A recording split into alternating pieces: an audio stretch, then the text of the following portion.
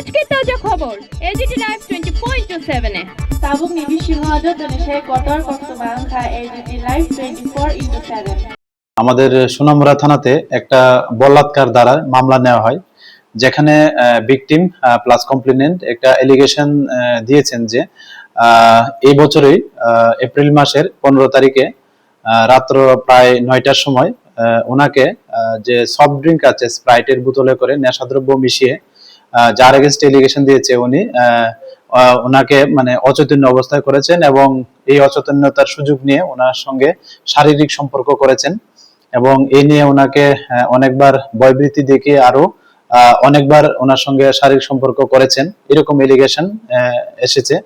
তো এই এলিগেশনের ভিত্তিতেই আমাদের সোনামুড়া থানাতে এই মামলাটি নেওয়া হয়।